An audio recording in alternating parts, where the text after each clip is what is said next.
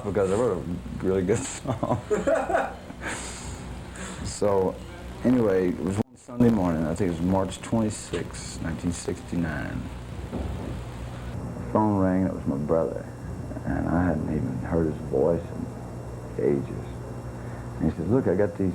He said, "I went to work, down at Muscle Shoals Sound Studio, and I became the staff guitar player down there, and I'd heard that." And he said, "But I got tired of being a robot, so I want to get back, get a band back together." And he said, "I got these 5 guys together, including me."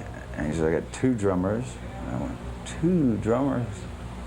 Because that was unheard of.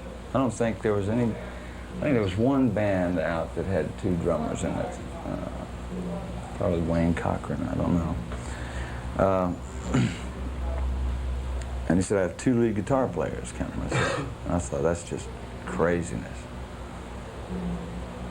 And he said, "And a bass player." And he said, they don't write, and they can sing, but they haven't as yet." And he said, "Well, probably the best compliment I ever got in my life." He said, "Little brother, I want you to come here and round this thing up and send it somewhere." I said, "Well, damn, let me hang the phone up, man." So he said, "Oh, by the way, you got to play organ."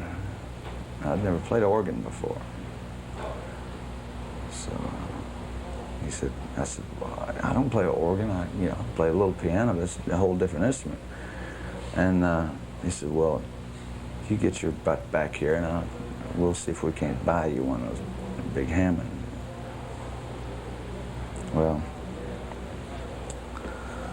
I left. I got a ride. I hitchhiked all the way. I got a ride from San Bernardino freeway to Jacksonville, Florida, right to the door. And I walked in, and they knew one. They'd worked up like 2 songs, I think. They had them down now. It was "Trouble No More," Muddy Waters song, just a track to it. And he put on his guitar and started playing it, Bottleneck. I mean, it was like something I never heard before. And the drummers were right together. And he said, "Well, here, we got the words written down to this song." I knew some Muddy Waters songs, but not this particular one.